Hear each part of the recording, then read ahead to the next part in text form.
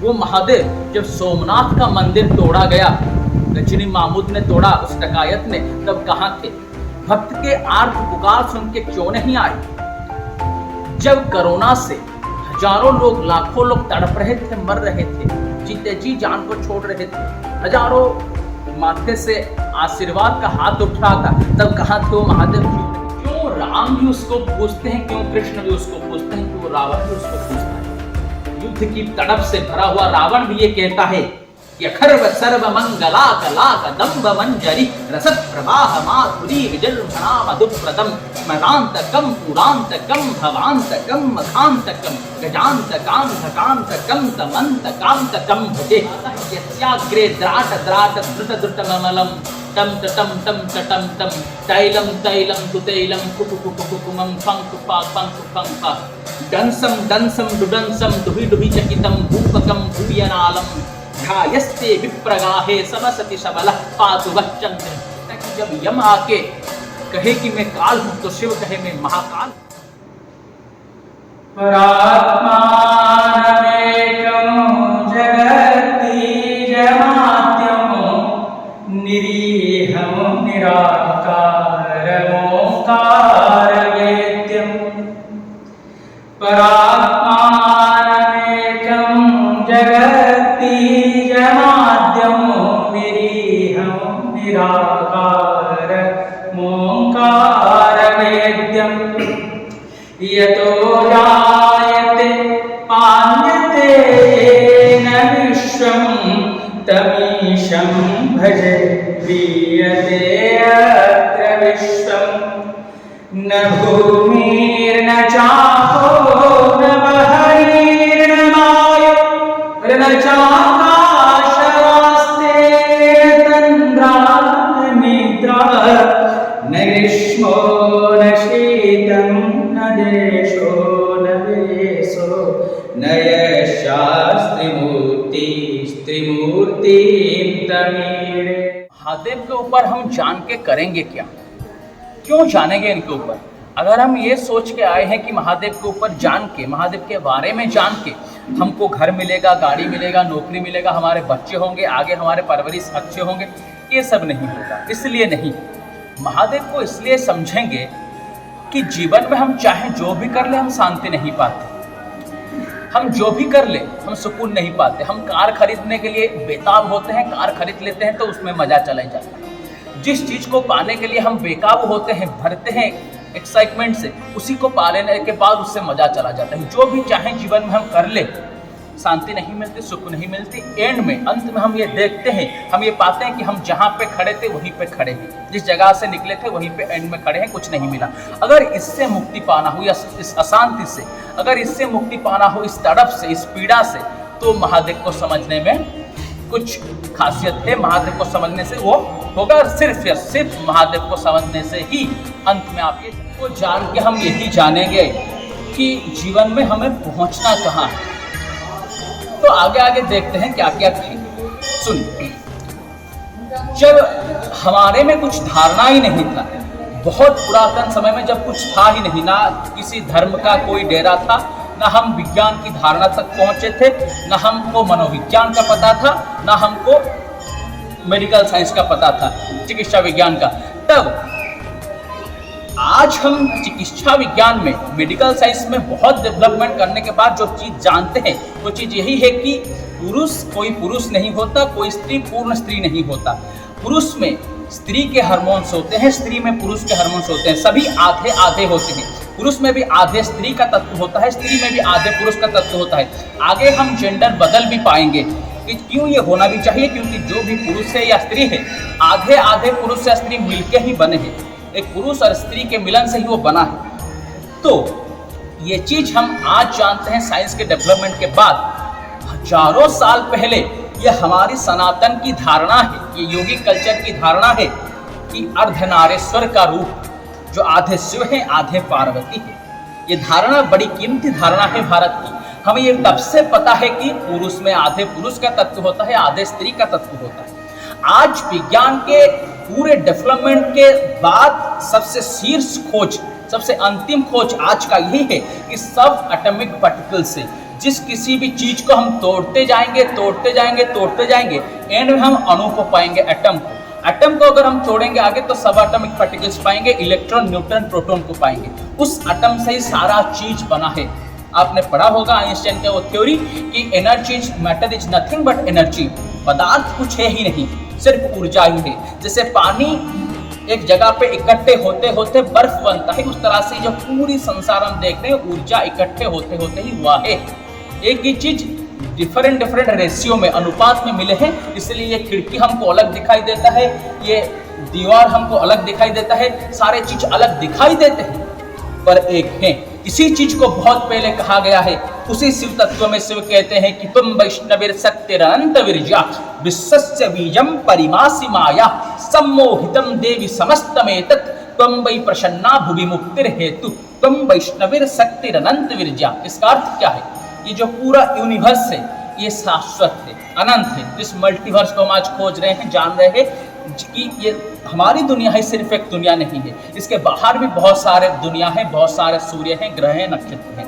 तुम वैष्णवीर शक्ति अनंत विरजा, अनंत यानी इन्फिनाइट, अनंत विरजा विश्वस्य बीजम, पर शुरुआत से पहले ये सिर्फ एक अणु में, एक एटम में होता है। विश्वस्य बीजम परिमासी माया, पर जब ये मैनिफेस्ट होता है ये सारे बीज मिलके ही डिफरेंट अनुपात में डिफरेंट चीजें जैसे हमको दिखाई पड़ते हैं, अपियर होते हैं, तो हम सम्मोहित हो जाते हैं, यानी हिप्नोटाइज हो जाते हैं। यानी ये अलग है, वो अलग है, ये पेड़ अलग है, ये दीवार अलग है, ये चार अलग है, खिड़की अलग है, इस तरह से मानते हैं, हिप्नोटाइज हो जाते हैं। सम्मोहितम देवी समस्तमेतत्, पर जिसके ऊपर शिव की कृपा होता है, योग के मार्ग से जाके वो जान पाता है, तुम वै प्रसन्ना विमुक्तिर हेतु, जो इसको जान लेता है कि सारे चीज एक ही है तो वह मुक्त हो जाता है। यही इसका कंसेप्ट है। पृथ्वी अपने चारों ओर जब घूमती है तो एक दिन, जब सूर्य के चारों ओर घूमती है तो हम उसे एक साल कहते हैं। उसी तरह से बृहस्पति जब अपने चारों ओर घूमता है तो उसे 12 साल लगते हैं। ये हमको बहुत बाद में पता चला। महाकाल में जो, महाकाल उज्जैनी में मध्य प्रदेश में जो कुंभ के मेले लगते हैं शिव के पास, वो बृहस्पति के गणना से ही लगते हैं। जब बृहस्पति अपने चारों ओर 12 साल में एक बार घूमता है तब जाके कुंभ के मेले लगते हैं। ये कहने के पीछे का हमारा उद्देश्य क्या है?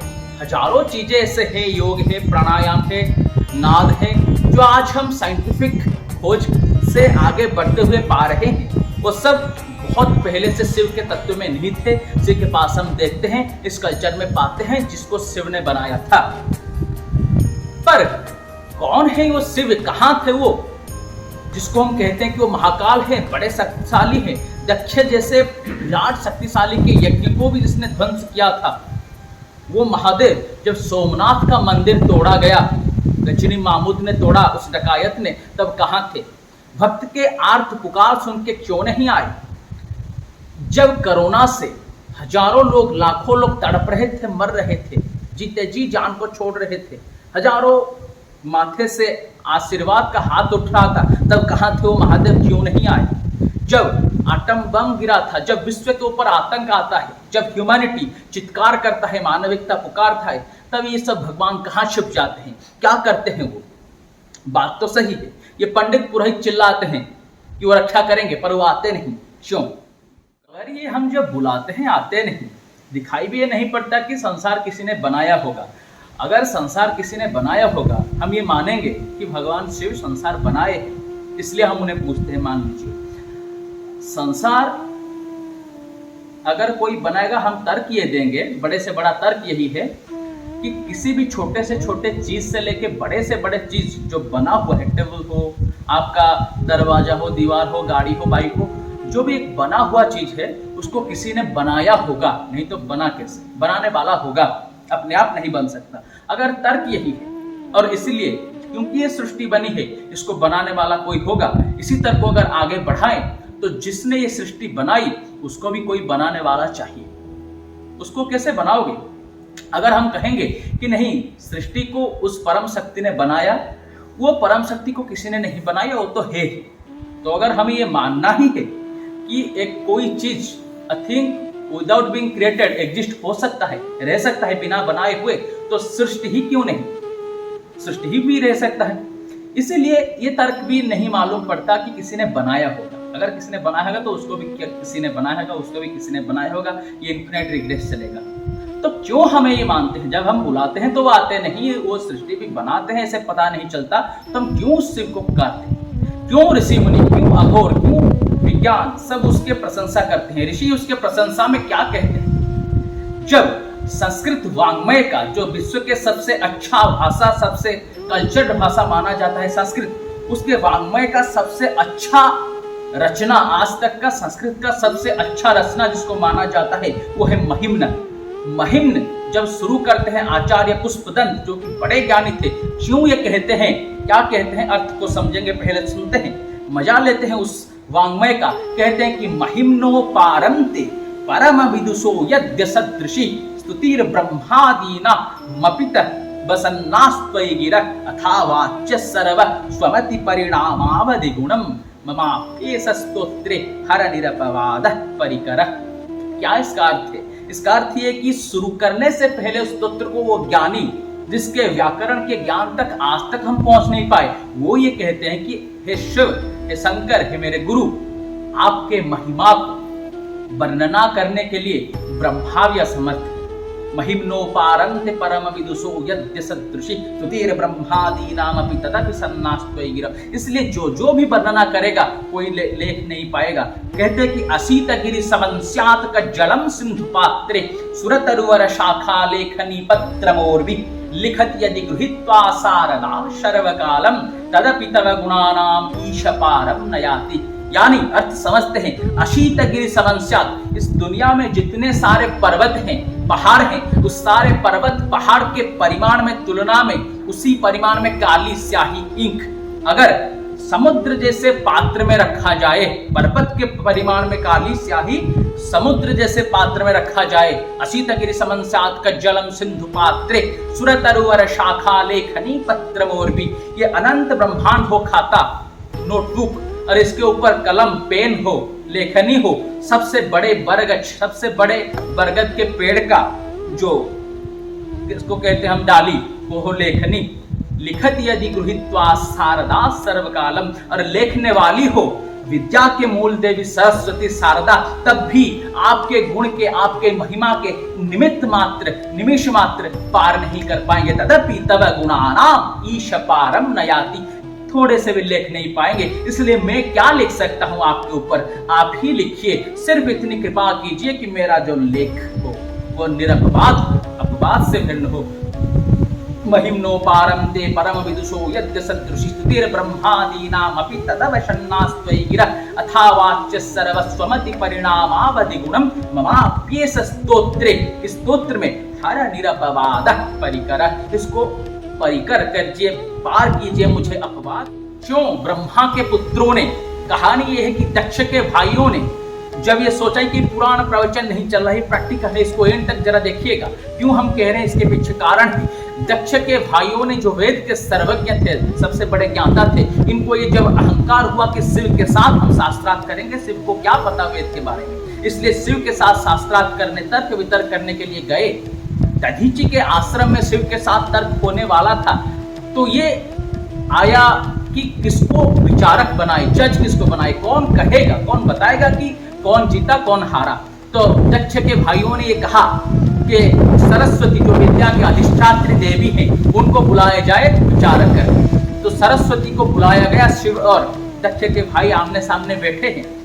जब सरस्वती जज बन के आए, विचारक बन के आते ही सरस्वती ने कुछ कहा। क्या कहा, उसका अर्थ समझते हैं। सरस्वती ने यह कहा कि यस्य निश्वसतम वेदम यो वेदेभ्योऽखिलं जगत् निर्ममे तमहं वंदे विद्यातीर्थ महेश्वर। इसका अर्थ है, सरस्वती आते ही कहे कि जिसके निश्वास से ही वेद निकले ही, वेद यानी ज्ञान, कोई किताब नहीं, मूल ज्ञान। यस्य निश्वसतम वेदम, जिसके निश्वास से ही वेद निकले हैं, यो वेदेभ्योऽखिलं जगत्, उस मूल ज्ञान के द्वारा जिसने आज तक हुए समस्त ऋषि, सब एनलाइटेंड पर्सन को ज्ञान दिया है, जिसने, जो सबका गुरु है। वेदेभ्योऽखिलं जगत् निर्ममे तमहं वंदे, दोनों हाथ उठा के उसके चरणों में मैं सरस्वती समर्पित होता हूँ। विद्या तीर्थम महेश्वरम, सारे विद्याओं के तीर्थ वही महेश्वर। अगर वो बुलाने पर आते नहीं, सच ये है आते नहीं, कोरोना में हमने देखा आए नहीं, परमाणु गिरते हुए हमने देखा आए नहीं, आते नहीं, पर क्यों, कौन है, क्यों उसको वर्णना हम करते हैं, क्यों वेद जब शिव के बारे में कहते हैं, क्या कहते हैं, सभी चीजों के बारे में, सभी देवताओं के बारे में, सभी ऋषियों के बारे में वेद में वर्णना है। वेद जब विष्णु के बारे में वर्णना करते हैं तो कहते हैं भगवान विष्णु के बारे में कि सहस्र शीर्षा पुरुष सहस्राक्ष सहस्त्रपात सभूमि विश्वतो बुत्या अत्यतिष्ठ दशांगुलम।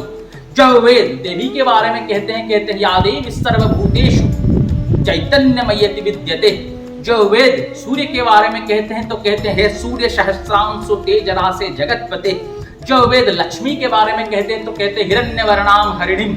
तब जब वेद इस सब के बारे में कहते हैं, जब वरुण के बारे में कहते हैं आपो हिष्ठा मयो भुवत्तान उर्जे दधातन है, पर जब शिव के बारे में कहते हैं तो क्या कहते हैं, जब रुद्र के बारे में वेद कहते हैं तो किसी वर्णना से शुरू नहीं करते हैं जैसे सारे देवताओं के बारे में किए।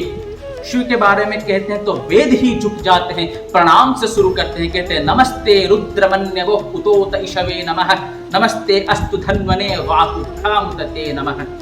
नमस् से शुरू करते हैं, नमस्कार से शिव को शुरू करते हैं। क्यों वेद भी उसके सामने झुकते हैं, क्या इसमें है, देखते जाएंगे। क्यों वेद शुरू करते हैं कि नमस्ते अस्तु भगवन् विश्वेश्वराय महादेवाय त्रयंबकाय त्रिपुरांतकाय त्रिकाग्निकालाय कालाग्निरुद्राय नीलकंठाय मृत्युंजयाय सर्वेश्वराय सदाशिवाय श्रीमन्महादेवाय नमः। क्या कारण हो सकता है? ऋषियों के बीच जो सबसे बड़े सबसे श्रेष्ठ ऋषि थे उनका नाम है ऋषि वशिष्ठ। वरिष्ठानाम मध्य श्रेष्ठ इति वशिष्ठ। वरिष्ठों के बीच में जो श्रेष्ठ थे उनका नाम था वशिष्ठ। जब वो कहते हैं शिव के बारे में तो क्या कहते हैं, वो कहते हैं कि प्रभुमी समनी शमशेष गुणम गुणहीन महेश गुणाभरणम रणनिर्जित दुर्जय दैत्यपुरम प्रणमामि शिवम शिव कल्पतरु। वो कहते हैं कि शिव तो कल्पतरु है, उनके सामने अगर तुम अच्छे से मांग सके, जिस क्षण जिस घड़ी तुम झुकोगे देर नहीं होगी, उसी घड़ी आनंद की बरसात तुम्हारे ऊपर हो जाएगी। वो वशिष्ठ कहते हैं, जिसको ऋषि में हम सबसे श्रेष्ठ सबसे ज्ञानी मानते हैं। वो वशिष्ठ क्या कहते हैं, वो कहते हैं जगतुद्भव पालन नाशकरम कृपई बपुनस्त्रय रूपधरम प्रिय मानव साधु जनैक गतिम प्रणमामि शिवम शिव कल्पतरुम। अर्थ क्या है? अर्थ ये कि जगत को सृष्टि, पालन और संहार ये तीनों की जरूरत है। बनाए, चलाए, बिगाड़े, फिर से बनाए, चलाए, बिगाड़े। ये तीनों अगर कोई खुद कर सकता है, एक ही आत्मा, एक ही तत्व, तो ऐसे भी जगत उद्भव पालन नाश। क्यों राम भी उसको पूछते हैं, क्यों कृष्ण भी उसको पूछते हैं, क्यों रावण भी उसको पूछता है। आज हम राम को पूछते हैं, पूजनीय है वो। आज हम कृष्ण को पूछते हैं, पूजनीय है वो। पर जब राम थे शरीर में तब राम किसको पूजते थे? जब कृष्ण थे शरीर में तब कृष्ण किसको पूजते थे? युधिष्ठिर किसको पूजते थे? अर्जुन किसको पूजता था? किसकी आराधना विष्णु करते थे? शिव की। महाभारत उल्टा के पढ़िएगा, रामायण को देखिएगा अच्छे से। वाल्मीकि भी उसकी उपासना करते हैं, तुलसीदास, राम भी उसकी उपासना करते हैं, रावण भी। राम उसको कहते हैं कि नमामि शमीशान निर्वाण रूपम विभुम व्यापकम ब्रह्मवेद स्वरूपम निराकार ओंकार मूलम तुरीयम गिराजान गोती तमीशम गिरीशम करालम महाकाल कालम कृपालम। रावण भी उसको कहता है। रावण जो अहंकार से भरा हुआ है, जिसको कोई झुका नहीं पाए, जो राम के साथ भी लड़ने के लिए उतावलू होता था, महादेव के सामने झुक जाता था। क्या है उसमें इतनी करुणा, क्या है उसकी महिमा, क्या है उसकी कलाएं, क्या है उसकी प्रतिभा। रावण जैसा अहंकार से भरा हुआ, शक्ति से, क्रोध से भरा हुआ आदमी जब कैलाश पर्वत के नीचे दबा हुआ है, क्रोध से, भक्ति से, और योद्धा भी है, युद्ध की तड़प से भरा हुआ रावण भी ये कहता है कि अखर्व सर्व मंगला कलाक दंभ मंजरी रसत प्रवाह माधुरी विजृंभणा मधुप्रदम स्मरांतकम पुरांतकम भवांतकम मखांतकम गजांतकाम धकांतकम तमंतकांतकम भजे। जब रावण जाके देखता है उस कैलाश के वातावरण को, उल्लास को, ध्वनियों को, भजन के, उस शिव के ध्यान में मृत्यु को, तो वो गाता है कि यस्याग्रे द्राट द्राट धृट धृट ममलम टम टम टम टम टम तैलम तैलम तुतैलम कुकु कुकु कुकुमम फंक फा फंक फंक फा डंसम डंसम डुडंसम दुहि दुहि चकितम भूपकम भूयनालम ध्यायस्ते विप्रगाहे सबसति सबल पातु वह चंद्रचूड़। ये रावण कहता है। जब तुलसीदास को अपने जीवन के अंत में काशी विश्वनाथ के सामने पूछा जाता है कि शिव कैसे हैं, तो तुलसीदास कहते हैं कि भस्म अंग मर्दन अनंग संतत अशंग हर। उनके अंग में भस्म है, मर्दन अनंग काम सेक्सुअलिटी के ऊपर शिव पहले ही विजेता है, जो उसके पार उठे। मर्दन अनंग संतत अशंग हर। राम को भी हमने देखा है बड़े होते हुए, उनके पिता कौन है, माता कौन है। बुद्ध को भी देखा है, जीसस को भी, मोहम्मद को भी, कृष्ण को भी, उनके बचपन हमने देखा है। पर किसको पता है शिव कहां से आए, किसको पता है उनके पिता कौन है, किसके वो संतति हैं, किसके वो संतान, किसी को पता नहीं। इसलिए वो कहते हैं कि भस्म अंग मर्दन अनंग संतत अशंग हर। शीश गंग गिरिजाय अर्धंग भूषण भुजंग मुंड माल बितु बाल भाल डम रूप कृपाल कर। द्यूद बृंद नव कुमुद चंद सुख कंद सूलधर। त्रिपुरारि त्रिलोचन दिग्वशन विष भोजन भव भय हरण। कहे तुलसीदास सेवत सुलभ शिव शिव शिव शंकर शरण। शिव शिव शिव शंकर शरण। आदि शंकर क्यों वो कहते हैं अपने जीवन के अंत में कि न मे मृत्यु शंका न मे जाति भेद। क्यों वो कहते हैं कि हम निर्विकल्पो निराकार रूप विभुर व्याप्त सर्वत्र सर्वेन्द्रियाणाम सदा मे शमत्वम न मुक्तिर्न भेद। चिदानंद रूप शिवोहम शिवोहम। वही शिव ही है, शिव ही है, शिव ही।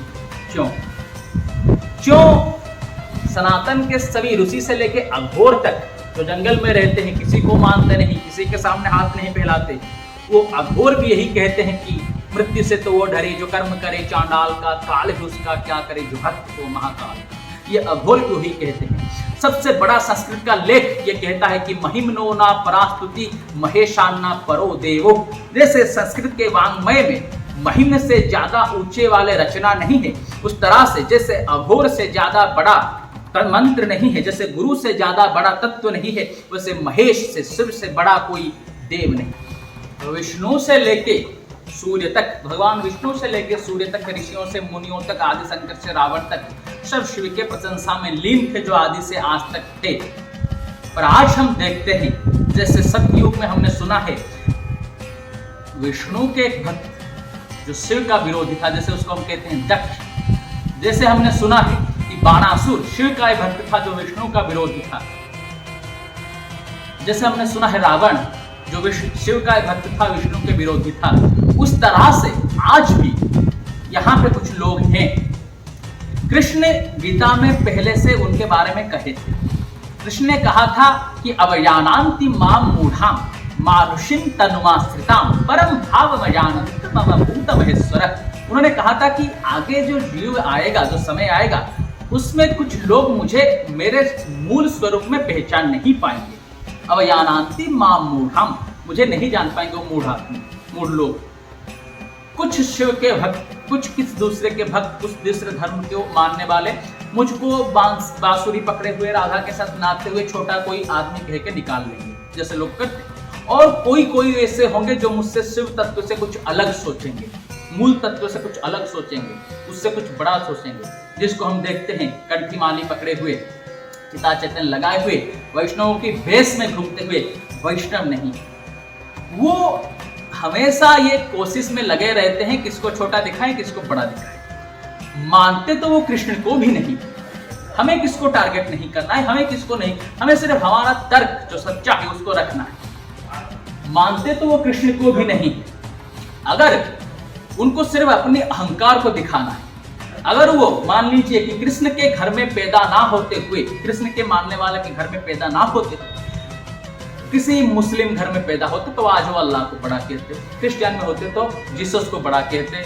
उनको सिर्फ जिसको वो मानते हैं उसको बड़ा दिखाना है, ताकि उन्हें खुद को बड़ा दिखा पाए। अगर आज कृष्ण भी आके उन्हें ये कह के जाएं कि नहीं तुम जो कह रहे हो गलत है, वो कृष्ण को भी यही कहेंगे नहीं आप नहीं जानते, आपको पता नहीं। थोड़े से कुछ उदाहरण लेंगे। देखिए रुद्र हृदय उपनिषद जो वेद का अंश है, उसमें आप निकाल के देखिएगा, बड़े बड़े पुराने मंदिरों में आकर, जैसे जगन्नाथपुरी का मंदिर है, तिरुपति का मंदिर है, द्वारिका का मंदिर है, वहां पे जाके अगर आप देखिएगा जैसे अर्धनारीश्वर का चित्र होता है, आधे शिव होते हैं आधे पार्वती होते हैं, उस तरह से हरिहर का भी चित्र होगा, आधे हर होंगे आधे हरि होंगे। उसमें जो हरि का चित्र होगा वो बाया ओर होगा, जो हर का चित्र होगा वो दाया ओर होगा। क्यों? क्योंकि स्त्री हमेशा वामांगी है, शिव हमेशा पुरुष हैं, आदि पुरुष हैं, इसलिए विष्णु भगवान का चित्र बाम में दिखाया गया होगा। हम छोटे बड़े नहीं कहते, तो तत्व एक ही है, पर वो जो कहते हैं उसको काटने के लिए हम कहते हैं, वो जो पागलपन कहते हैं बच्चे लोग। वेदव्यास ही जो विष्णु के अवतार माने जाते हैं, वो भी अपने स्तोत्रावली में, हम कहना नहीं चाहेंगे, बहुत सारे स्तोत्र उदाहरण दिए जा सकते हैं जिसमें ये कहते हैं कि हम चरण बंदन करते हैं शिव की, क्योंकि वही आदि पुरुष हैं।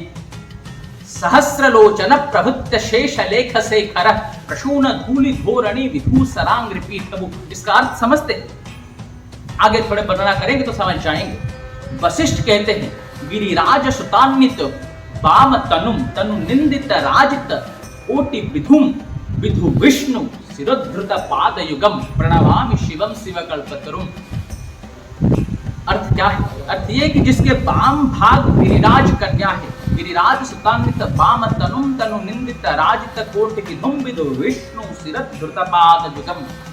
भगवान विष्णु भी करुणा से, प्रेम से ही, क्योंकि दोनों तो एक ही है, करुणा से प्रेम से ही उस शिव के पैर को पकड़ लेते हैं अपने चरणों में, उसके चरणों में अपने शीश को झुका लेते हैं। विधि विष्णु शिरद्धृत पाद युगम प्रणवामि शिवम शिव कल्पतरुम। जब घिस ही जाएगा दुनिया को बचाने के लिए, तो कौन वो होगा जो शीश नहीं झुकाए? विष्णु भी झुकाते हैं, इंद्र भी झुकाते हैं, मरुत भी झुकाते हैं, राम भी उसका, रावण भी उसका, जीवन भी उसका, मरण भी उसका, तांडव है और ध्यान भी वो है, अज्ञानी का ज्ञान भी वो है। जिसके रोम रोम में शिव हैं वही विष पिया करते हैं, जिनके हर रोम रोम में शिव है वही विष पिया करते हैं। ये जमाना उन्हें क्या सताएगा, जो श्रृंगार ही अंगार से किया करते हैं, वही निर्विकार शिव है। मूढ़ों के तर्कों को काटने के लिए हम ये तर्क देना चाहेंगे। शिव के साथ लगता है एक शब्द आपने सुना होगा, वो है शंभो। शंभु का अर्थ होता है स्वयंभू। इसका अर्थ और कोई देवता के पीछे नहीं लगता है। आपने कभी सुना नहीं होगा शंभु इंद्र, शंभु विष्णु, शंभु देवी। सिर्फ लगता है शिव के पीछे, वो है शिव शंभु। क्यों? शंभु का अर्थ है स्वयंभू, यानी खुद के ही इच्छा से उसकी सृष्टि हुआ हो। अगर खुद के ही इच्छा से उसका सृष्टि हुआ है तो उससे पहले किसकी सृष्टि हो सकती है? अगर उससे पहले किसी की सृष्टि हुआ हो तो उसके जो पहले जिसका सृष्टि हुआ हो उसी के इच्छा से इसकी सृष्टि होगी ना। अगर खुद से ही उसका सृष्टि है तो उससे पहले कोई नहीं हो सकता। देवी को, दुर्गा को हम आदि शक्ति कहते हैं। आदि शक्ति का जो स्वामी होगा वही तो आदि पुरुष होगा ना। आदि पुरुष नहीं तो वो कैसे हो सकता है? नहीं तो आदि शक्ति का स्वामी पति कैसे हो सकता है? उनके तर्क बचकाने हैं, उन्हें पता नहीं है शायद कि जैसे रामेश्वर महादेव को पूछते थे और रामेश्वर लिंग की स्थापना किए हैं, उस तरह से कृष्ण ने, जब रुक्मिणी ने कहा कि मुझे एक बच्चा चाहिए, कृष्ण ने पूछा किस तरह का बच्चा चाहिए, तो रुक्मिणी ने कहा कि मुझे आप जैसा बच्चा चाहिए। तो कृष्ण ने कहा मेरे जैसा बच्चा मैं नहीं बना सकता, शिव बनाएंगे। इसलिए गोपेश्वर महादेव जैसे रामेश्वर हैं उस तरह से गोपेश्वर महादेव कृष्ण ने बनाए हैं, बसाए हैं, आज भी पूजे जाते हैं।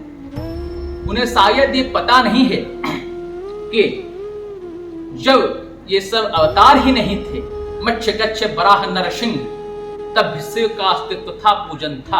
आज जाके गूगल में जो हिस्टोरियन लोग हैं, जो रिसर्च करते हैं, उनके रिसर्च के डॉक्यूमेंटरीज हैं, उसको देखिएगा। The oldest god of the world Shiva आएगा। यह हम अहंकार से नहीं कहते, ये सिर्फ उनको बताने के लिए, दिखाने के लिए कहते हैं, सच से सामना कराने के लिए कहते हैं।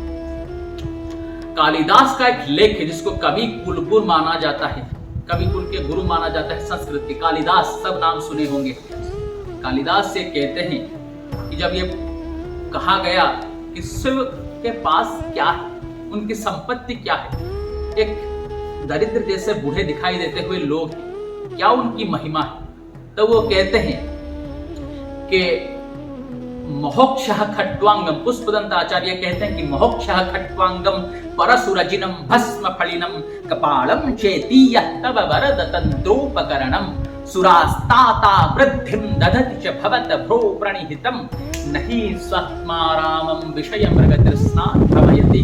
अर्थ क्या है कि शिव की संपत्ति क्या है? शिव की संपत्ति यही है कि एक बूढ़ा वृषभ, मोक्षः खट्वांगम, एक अर्धचंद्र सा लकड़ी जिसके ऊपर हाथ रखे वो जाप करते हैं, तपस्या करते हैं। मोक्षः खट्वांगम परसुरजिनम भस्म फलिनम, भस्म और विष फुत्कार करता हुआ एक सर्प, भस्म फलिनम कपालम, नर कपाल और उनके तंत्र के इंस्ट्रूमेंट्स, उपकरण।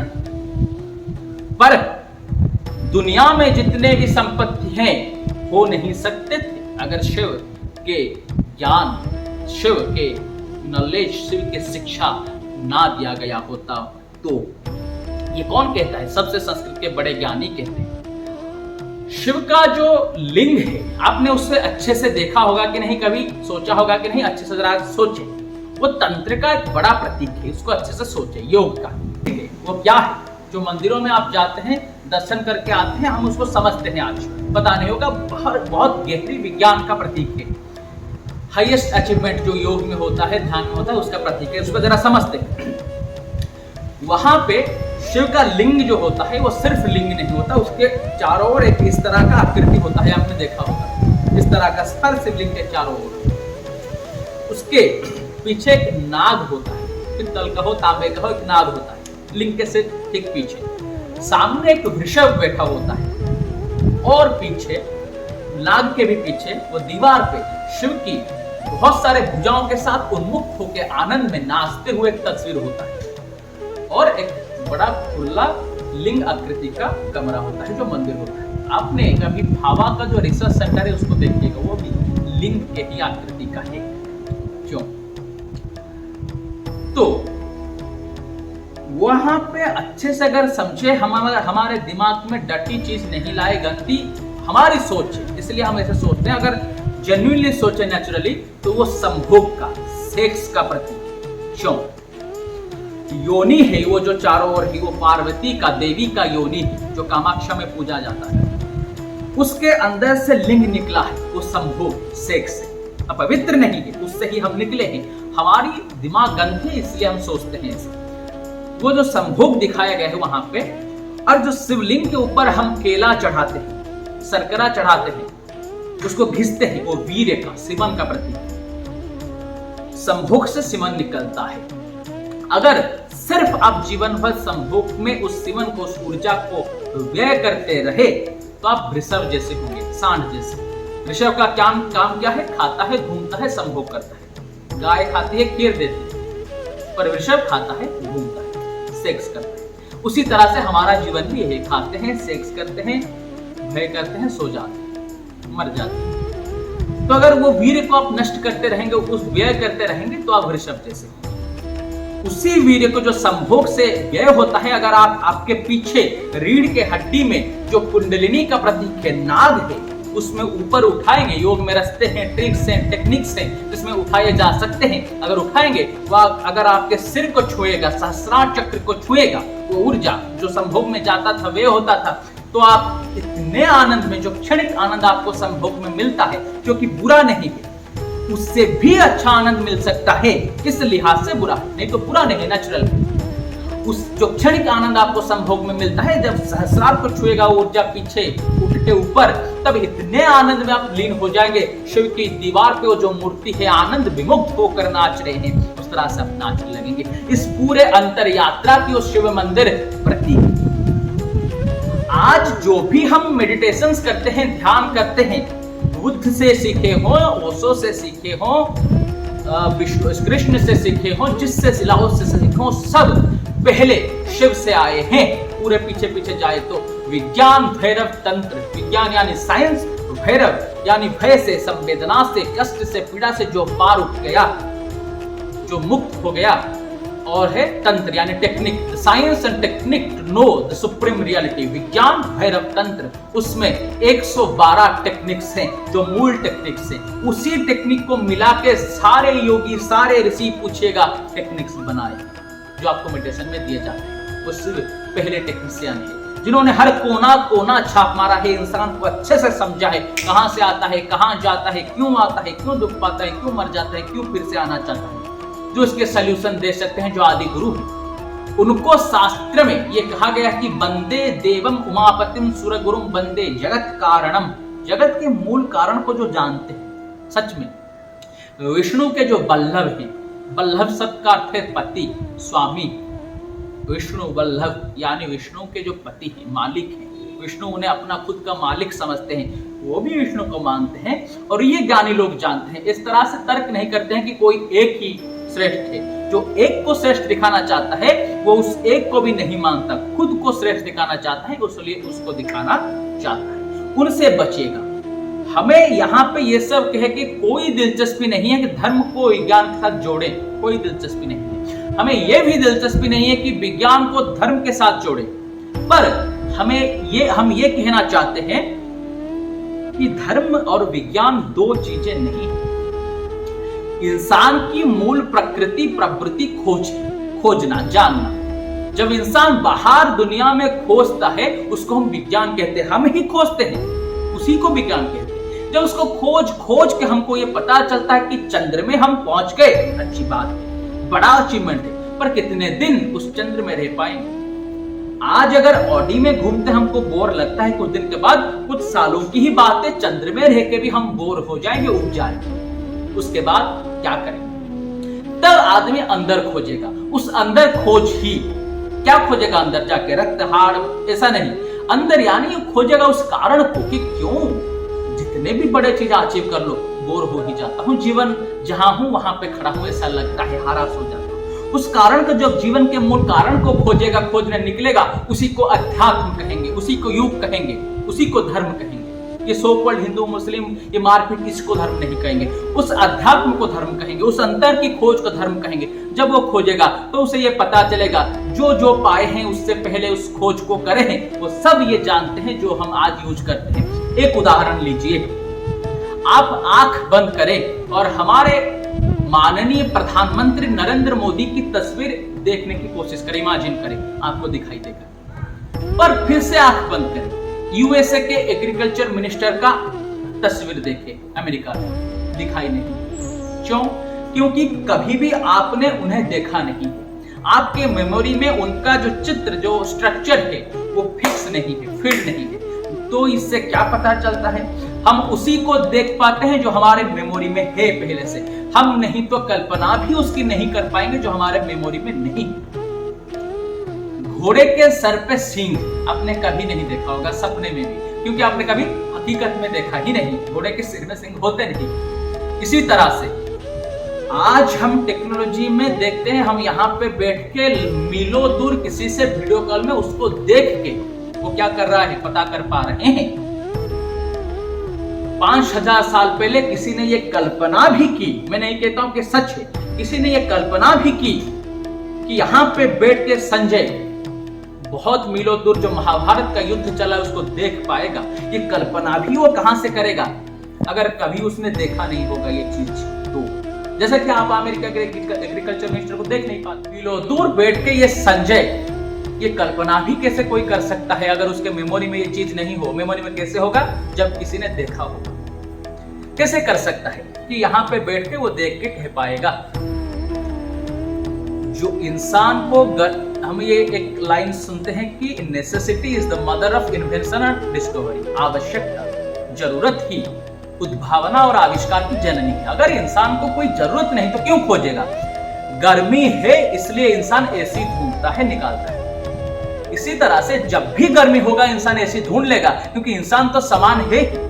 उसी तरह से आज हमारे पीढ़ी को ये भ्रम है कि हम जो ढूंढ रहे हैं ये सब आगे नहीं था, पहले भी था।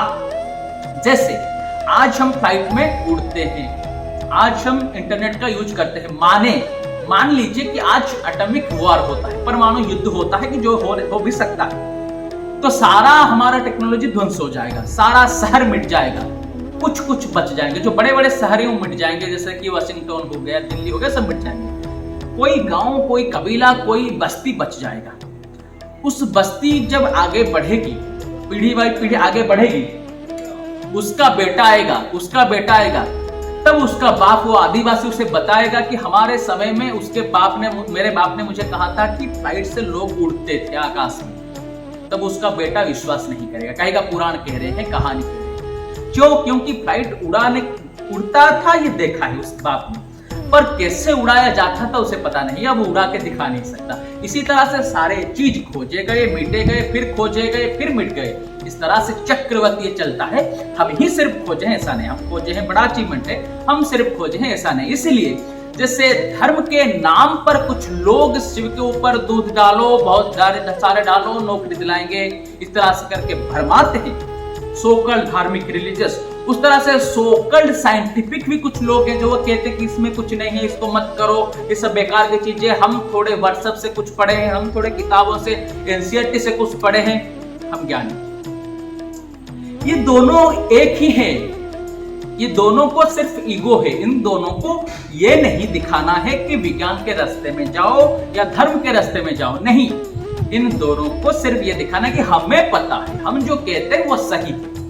अगर मान ले जो उल्टे हो जाते हैं कि जो आज थोड़े थोड़े चीज कुछ बाहरी खोज के, विज्ञान के जान के खुद को ज्ञानी दिखाते हैं, वो किसी सोकल्ड धार्मिक के घर में जन्म हो जाए, और जो सोकल्ड धार्मिक है वो किसी सोकल्ड विज्ञानी के घर में जन्म हो जाए। तो ये विज्ञान में मैं जानता हूँ कहेगा, ये धर्म में मैं जानता हूँ कहेगा। इससे धर्म और विज्ञान से या किसी से कुछ लेना देना है। इनको कुछ थोड़े चीज जानना है, उसको बड़े पहाड़ करके खुद को बड़ा दिखाना है। उनको हटाए समाज सोना हो जाएगा। उनके बात मत सुनो, आप खोजे, खुद खोजे, तब आपको पता चलेगा कि कोई आइंस्टाइन जो सच में विज्ञान को जानता है, वो एंड में ये कहता है इतने ज्ञान है इस दुनिया में, इतने चीज रविंद्रनाथ टैगोर जानते हैं, इतने चीज ऋषि मुनि, इतने चीज ज्ञानी जानते हैं जो सच में खोजते हैं। मैं तो जीवन भर खोज के सिर्फ खड़ा हुआ हूं। समुद्र रूप ज्ञान है, लेकिन समुद्र के किनारे खड़ा हुआ। जब वो खोजेगा तब खुद वो जानेगा कि कोई निकोला टेस्ला, जिसको हम सबसे बड़ा टेक्नीशियन मानते हैं, वो स्वामी विवेकानंद के पैरों में क्यों बैठ जाता है। क्योंकि उसे पता है जो मैं जानता हूं ये आदमी अंदर से जानता है, ये मुझसे थोड़ा आगे जानता है, बहुत आगे जानता है, अपने को जानता है। मैं सब जानने के बाद भी निराश होऊंगा, ये कुछ नहीं जानता है, पर तृप्त होगा। क्यों? क्योंकि वो खुद को जानता है। उस खुद को जनाने वाले जो पहले तत्व है वो शिव है। शिव ऐसा कोई नहीं है कि जिसने संसार बनाया। ये उत्तर आज तक किसी के पास नहीं है कि संसार किसने बनाया, क्यों बना। हजारों बचकाने उत्तर दिए जा सकते हैं, उसको तर्क से काटे जा सकते हैं। जैसे एक को हमने काटा पीछे, पर वो संसार किसने बनाया, क्यों बना, अगर सच में खोजना चाहें तो शिव उत्तर है। शिव के दिए हुए मार्ग से जाएंगे तो जान पाएंगे, उस योग की टेक्निक को करेंगे तो अनुभव कर पाएंगे। गूंगे का गुड़ जैसा वो तत्व है, जान तो जाएंगे, कह नहीं पाएंगे। जैसे आप कोई रसगुल्ला खाएंगे तो रसगुल्ले का जो स्वाद है, जिसने कभी रसगुल्ला खाया नहीं, शब्दों से उस रसगुल्ले के स्वाद को कैसे बताइएगा, कैसे उसे जनाइएगा। सिर्फ यही कह पाएंगे कि रसगुल्ला कैसे बनाया जाता है मैं तुझे बता देता हूं, तू बना के चख ले, तुझे पता चल जाएगा। और जब तुझे पता चल जाएगा तू भी स्वाद को शब्द से कह नहीं पाएगा। वो रसगुल्ला बनाने की जो विधि है वो देने वाले शिव है।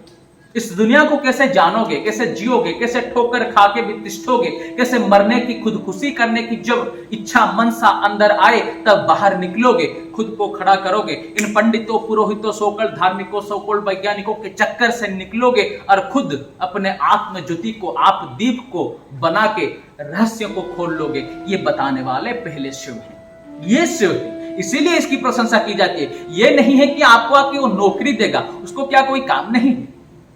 वो आपके रसगुल्ला देगा, नौकरी बनाएगा, बच्चे कराएगा, तो नर्स क्या करेंगे, आप क्या करेंगे। वो आपको नौकरी नहीं देगा। कैसे पढ़ोगे तो नौकरी आपके चरणों में झुकेंगे, ये रास्ता दिखाएगा। नौकरी जब नहीं मिलेगा, तब जब हरास होगे, तब आपको खड़ा करेगा। उसके विद्या, उसकी मोटिवेशन, उसके ज्ञान, उसके शास्त्र, तब आप पढ़ेंगे तो जान पाएंगे। दुनिया का सबसे बड़ा दार्शनिक, फिलोसोफर जिसको मानते हैं आज भी, ओशो रजनीश, जिसने लाखों किताबें पढ़े थे, जिसके तर्क के सामने दुनिया का कोई तार्किक टिक नहीं पाता था, जिसने दुनिया के सारे लोगों को, एनलाइटेंड पर्सन को भी क्रिटिसाइज किया है। जहां पे करना चाहिए, जहां पे प्रशंसा करनी चाहिए वहां पे तो किया है, जहां पे क्रिटिसाइज करना चाहिए उसने किया है। उसने भी शिव के सामने सर झुकाया है, इसने भी शिव को प्रशंसा में पोता है। आप सुनेगा शिवसूत्र के बारे में उनके व्याख्याओं को। ओशो ये कहते हैं कि योगी नहीं सारसा, ज्ञानी सा गोरख। अगर योगी हो तो शिव जैसा, वरना ना। उनके मुख से ही सुनिएगा, हम नहीं कहेंगे। डिस्कोर्स नीचे डिस्क्रिप्शन में दिए जाएंगे, उसको लेके सुनिएगा। वो भी कहते हैं। इसलिए अंत में एक बहुत सुंदर कहानी जो बड़े तत्व को अंदर समाये हुए, इसको समझेंगे। आप सबने ये कहानी सुना होगा, पर इस सच में ये कहानी क्या है इसको समझेंगे तो ये पता चलेगा। इस सोकल्ड हमारे ज्ञानी जो खुद को दिखाने चाहते हैं, धर्म के दुनिया के सोकल्ड वैष्णव, सोकल्ड ये सब जो चक्के मुक्के घूमते हैं, उनको शायद ये पता ना हो कि अगर शिव अपने ही खुद के स्वरूप में आ जाए, तुम थर थर के मर ना जाओगे। इसलिए उसको सुने। ये कहानी है बहुत पहले की। इस कहानी के अंदर क्या वैज्ञानिक तत्व और क्या यौगिक तत्व, इसको जरा समझें। कहानी ये है कि मरकंडू नाम के एक ऋषि थे जो शिव के बड़े भक्त थे। उनके पास शिव का दिया हुआ सब था, पर एक संतान नहीं था। तो संतान मांगने के लिए वो शिव के पास गए। शिव ने उन्हें यह कहा कि संतान तुम्हें दूंगा, पर तुम्हारे योग नहीं है संतान योग, मेरे कृपा से हो सकता है, पर एक शर्त है। वो संतान दो तरह का हो सकता है। एक ऐसा होगा कि वो 100 साल जिएगा, पर महामूर्ख होगा, मूढ़ होगा, उसे कुछ पता नहीं होगा, ये सोकल वैष्णव की तरह। और शर्त यह है कि 12 साल का बच्चा होगा, महाज्ञानी होगा, उसके ज्ञान में कोई आसपास भी नहीं होंगे। तो वो तो ऋषि थे, जाहिर से ज्ञानी ही मांगेंगे, साइंटिस्ट को मांगेगा। तो उन्होंने कहा कि मुझे ऐसा 12 साल का बच्चा दीजिए। तो वो आए, तो ऋषि मार्कंडे नाम का एक बच्चा पैदा हुआ। वो बच्चा आगे बढ़ा, सपन में भी वो संस्कृत के श्लोक ही गाता था, इतना ज्ञान उसके अंदर था। सारे ज्ञान को पी गया। 12 साल होते होते सब ज्ञान जो 16 साल 20 साल 30 साल के बच्चे भी नहीं जानते, वो जानता था। पर ऋषि को ये पता था कि 12 साल होते होते मर जाएगा। जब 12 साल करीब होता हुआ आया, तो ऋषि की जो पत्नी थी वो सपन में रोने लगे, ये बात कहने लगे सपन में, नींद में, कि बच्चा मर जाएगा। वो बात सपन में जब माँ कह रही थी, तो वो बच्चा सुन लिया उसने। तो जाहिर सी बात है, छोटा बच्चा डरना चाहिए, वो डरा नहीं। वो जंगल में निकला। जंगल में जाके आधी रात को वो शिव की आराधना करने के लिए निकला, क्योंकि शिव को ही वो मानता था अपना सब कुछ। बीच में, जंगल के बीच में अंधकार है, चारों ओर सन्नाटा है, भयंकर जीव जंतु है, तुम इसके बीच मर भी सकते हो। नारद ने आके उस बच्चे को ये कहा।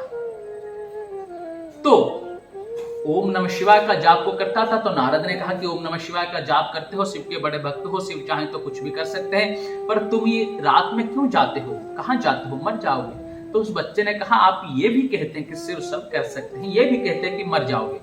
अगर शिव के चरणों में नाम जपते मर ही जाना है तो मर ही जाना है। अगर शिव भी धोखा करेंगे तो क्यों इस संसार में रहना है। अगर शिव धोखा नहीं करेंगे तो शिव के भरोसे ही रहना है, भीड़ से मुझे क्या लेना देना है। इसीलिए वो जाके शिव को पुकारता रहा। वो ऋषि आगे बढ़ के विराट बड़ा ऋषि मार्कंडेय हुआ, जिसने दुर्गा सप्तशती चंडी जिसको हम कहते हैं लिखा है, जिसने ही मार्कंडेय पुराण लिखा है। बहुत सारे चीजों की रचना उसने की है, सबसे बड़ा ऋषि माना जाता है। और ये कहानी कहता है कि जब यम आके कहे कि मैं काल हूं, तो शिव कहे मैं महाकाल हूं। 12 साल की उसकी उम्र थी, आजीवन अमर वो हो गया। कहानी के प्रतीक को समझे। अमर हो गया का मतलब क्या, शरीर में रहा हमेशा। शरीर फिजिकल है, मैटर से बना है, बॉडी टूटेगा ही, लीन हो जाएगा, मैटर में मिल जाएगा। पर अपने अंदर के तत्व को उसने जान लिया, चेतना को, कॉन्शियसनेस को। जो 12 साल में शरीर को सोचता था मैं हूं, इसलिए सोचता था कि मर जाऊंगा, उसने ये जान लिया कि शरीर चाहे छूट जाए मैं रहूंगा। ये जानना है, किताबों से पढ़ के कहना नहीं है, एक्सपीरियंस करना है। बारिश में भीगना है, तब कहना है कि किस तरह से आनंद है। पढ़ना नहीं है बारिश क्या होती है, किताबों से पढ़ के कहते हैं सोकल पंडित। तब वो उसने पुकारा था, उसने यही कहा था जो कहे कि हम एंड करना चाहेंगे। उसने कहा कि पंचपादप पुष्प गंध पदाम्बुज द्वय शोभितम भाललोचन जात पावक दग्ध मन्मथ विग्रहम भस्म दिग्ध कढ़ेवरम भवनाशनम भवमव्ययम चंद्रशेखरमाश्रये मम किं करिष्यति वैयमः। पंचपादप पुष्प गंध पदाम्बुज द्वय शोभितम ए भाल लोचन जात पावको दग्ध मन्मथ विग्रहम् भस्मदिग्ध कळेवरम् भवनाशनं भवमव्ययम् चन्द्रशेखरमाश्रये मम चन्द्रशेखरमाश्रये मम किं करिष्यति वै यमः। उसने कहा कि पंचपादप पुष्प गंध पदाम्बुजद्वय शोभितम भाललोचन जात पावक दग्ध मन्मथ विग्रहम। भाल के लोचन से निकले हुए आग से यानी आज्ञा चक्र के खोलने से जिसने सेक्स के काम को भी हरा दिया, जिसको हराना सबसे कठिन है, जिसने रावण को दबाया, जिसको राम पूछते हैं, जिसको कृष्ण पूछते हैं, जिसको ऋषि पूछते हैं, जिसको मुनि पूछते हैं, आदि शंकर पूछते हैं, जिसको वेद पूछते हैं, उपनिषद पूछते हैं, जो कालोपरि है, महाकाल है, मृत्युंजय है, वो शिव, वो रुद्र, क्या इस छोटे से बच्चे को ज्ञान नहीं देंगे? उस रुद्र को शरण में आए हुए, शरणागत होते हुए क्या काल उसका बिगाड़ पाएगा कुछ? अगर बिगाड़ पाएगा तो यम बना हुआ शिव की क्या महिमा रह जाएगी इस दुनिया में? क्यों उसको भक्त पुकारेंगे? तब शिव आके ये कहे यम को कि तुम काल हो, मैं महाकाल हूं। उसको ज्ञान दे, वो अमर हो गया। उसने कहा कि चंद्रशेखरम आश्रये मम किम करिष्यति वै यमः। वो यम मेरा क्या बिगाड़ेगा? मैं चंद्रशेखर को, आदिनाथ को, भोलेनाथ को, स्वयंभू को, भगवान को, ब्रह्मांड भांडोदर महाकाल को पकड़े हुए बैठा हूं, उसके चरण को यम मेरा क्या बिगाड़ेगा? तो उसने यही कहा कि हे चंद्रशेखर मुझे उद्धार करे, मुझे रक्षा करे। चंद्रशेखर चंद्रशेखर हे चंद्रशेखर पाहि मां। चंद्रशेखर चंद्रशेखर चंद्रशेखर रक्ष मां। रत्नशारुशराशनं रजतोद्रिशृङ्ग निकेतनं शिञ्चिनीकृतपन्नगेश्वरमच्युताननशायकम् क्षिप्रदग्धपुरत्रयं त्रिदेवालयैरभिवन्दितम्। चंद्रशेखरमाश्रये मम किं करिष्यति वै यमः। चंद्रशेखर चंद्रशेखर हे चंद्रशेखर रक्ष मां। चंद्रशेखर चंद्रशेखर चंद्रशेखर पाहि मां। इसी को कह के हम खत्म करना चाहेंगे कि ओम शरणागत दिनार्तो परित्राण परायणे सर्वशाति हरे देवाधिदेव श्रीनीलकंठं नमोस्तुते। नमः पार्वती पतये भज शिव हर हर महादेव शंभो।